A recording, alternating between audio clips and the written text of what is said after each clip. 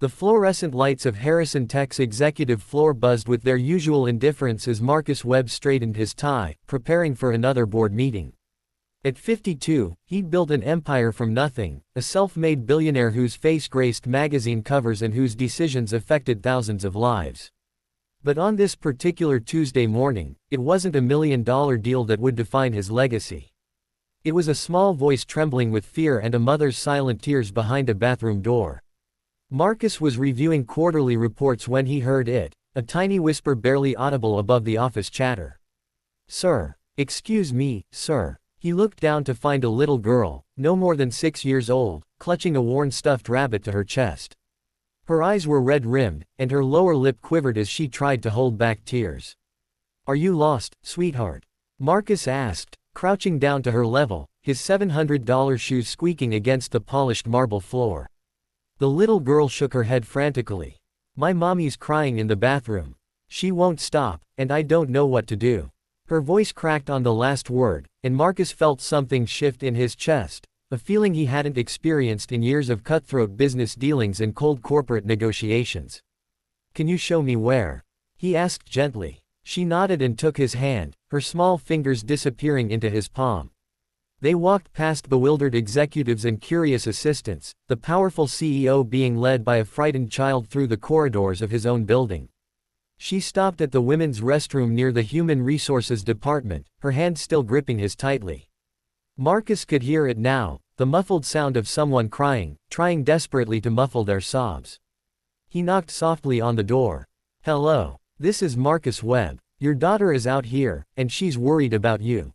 Whatever's happening, you're not alone." The crying stopped abruptly. There was a long pause, then the sound of water running. When the door finally opened, a young woman emerged, her eyes swollen and mascara streaked down her cheeks. She couldn't have been more than 30, wearing a simple blue blouse and slacks, the kind of outfit someone wears when they're trying their absolute best with limited means. "I'm so sorry, Mr. Webb," she whispered, her voice hoarse. "I'm Sarah Mitchell. I work in data entry on the 3rd floor. I didn't mean to make a scene.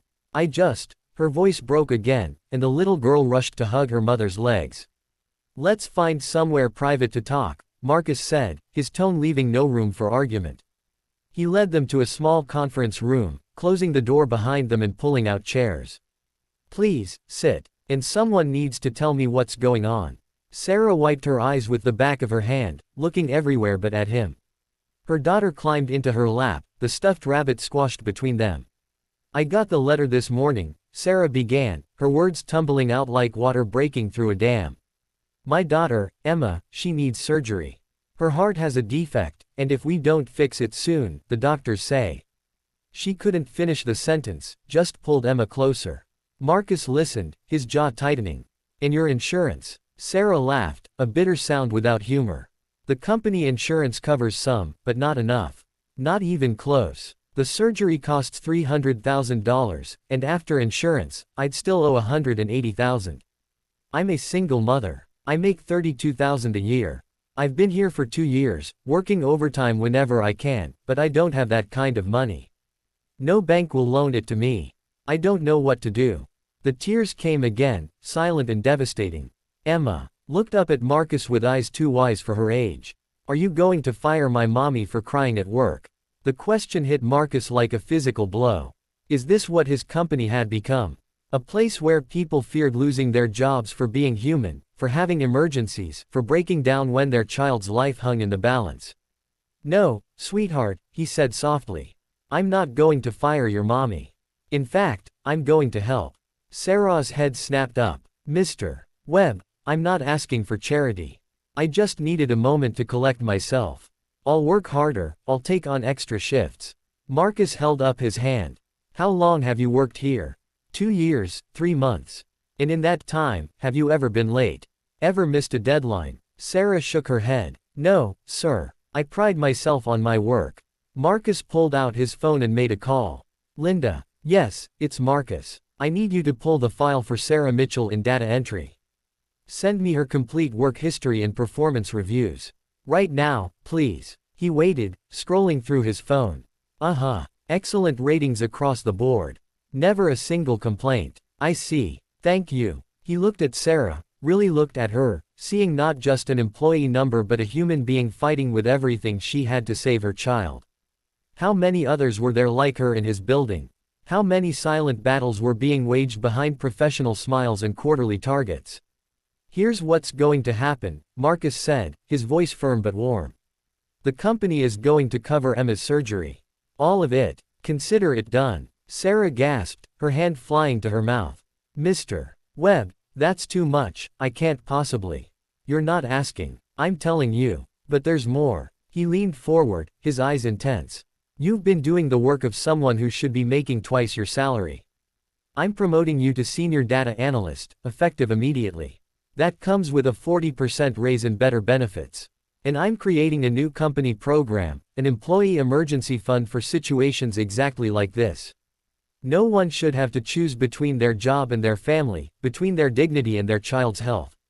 Tears streamed down Sarah's face, but this time they were different, tears of relief, of disbelief, of overwhelming gratitude. "Why?" she whispered. "Why would you do this?" Marcus was quiet for a moment, his mind drifting to memories he rarely allowed himself to visit. "Because 30 years ago, I was 8 years old, and my mother was crying in a hospital waiting room. My father had just been diagnosed with cancer, and we had no money for treatment. A stranger, a businessman whose name I never learned, overheard my mother's desperate phone calls. He paid for everything. He saved my father's life, and he refused to tell us his name. He just said, 'Pass it forward when you can.' I built this company, I made this fortune, but I forgot that promise. Your daughter reminded me." Emma, who had been listening quietly, slid off her mother's lap and walked over to Marcus. Without a word, she hugged him, pressing her face against his suit jacket. Marcus stiffened for a moment, he wasn't used to such displays of affection, then slowly wrapped his arms around the tiny girl, feeling something hard and cold inside him begin to melt. The board meeting could wait. The quarterly reports could wait. For the first time in decades, Marcus Webb understood what truly mattered. Success wasn't measured in profit margins or stock prices.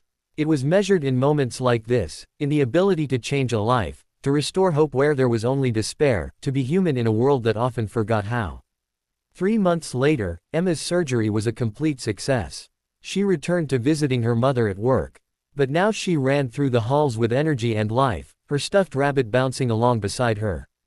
The Harrison Tech Employee Emergency Fund had already helped 17 other families facing their own crises. And Marcus Webb, the CEO who once spent his days in cold calculation, now spent his lunch hours in the employee cafeteria, learning the names and stories of the people who made his empire possible. Sarah framed the letter he'd written her, not the promotion notice, but a handwritten note he'd given Emma before her surgery. "Be brave, little one. You have your whole life ahead of you.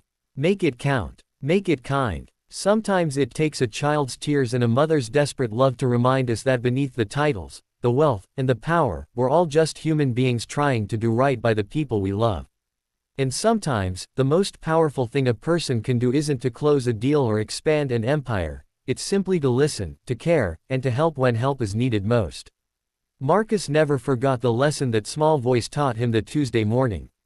Neither did the hundreds of employees whose lives were quietly transformed by a CEO who finally understood that profit and compassion weren't mutually exclusive, they were partners in building something that would outlast any quarterly report or stock ticker. The greatest returns, he learned, couldn't be measured in dollars. They were measured in smiles, in second chances, in little girls who got to grow up and chase their dreams because someone chose kindness when they could have chosen indifference.